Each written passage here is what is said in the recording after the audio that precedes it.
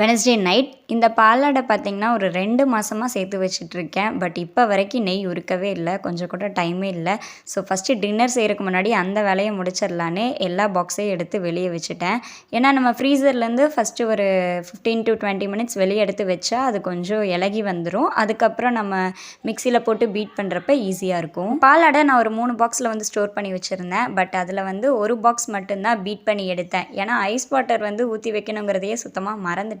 So இருக்கிற ice water வச்சு ஈஸியாக வந்து ஒரு பாக்ஸை மட்டும் பீட் பண்ணி எடுத்துட்டேன். அண்ட் வீட்டில் பேபி இருக்கிறனால மேக்ஸிமம் பார்த்தீங்கன்னா அவனுக்கு கீயை விட பட்டர் தான் அதிகமாக எல்லாத்துலேயுமே நான் சேர்க்குறேன். இப்போ முடிஞ்ச வரை மேக்ஸிமம் பட்டர் அதிகமாக எடுத்து வச்சுட்டு பேலன்ஸ் இருக்கிறதுல நெய் உருக்கிட்டேன். ஃபைனலாக ஒரு கடாயில் பட்டர் ஆட் பண்ணி மீடியம் ஃப்ளேம்லேயே உருக்குனிங்கன்னா நல்லா நொர பொங்கி தெளிஞ்சு வரும். அதுக்கப்புறம் கருவேப்பிலை அப்படி இல்லைன்னா முருங்கைக்கீரை சேர்த்து இறக்கிடலாம். இப்போ இதை ஃபில்டர் பண்ணி நல்லா ஒரு ஏர்டைட் பாட்டிலில் வந்து ஸ்டோர் பண்ணிக்கலாம். நல்லா ஆறுனதுக்கப்புறம் சூப்பராக வந்து நெய் ரெடி ஆகிரும். ஒரு சிலர் முன்னாடி நாளே தயிர் வர ஊற்றி அடுத்த நாள் வெண்ணெய் எடுப்பாங்க. நான் அந்த மெத்தட் ட்ரை பண்ணதில்லை. நீங்கள்லாம் எப்படி செய்வீங்கன்னு மறக்காமல் கமெண்ட் பண்ணுங்கள்.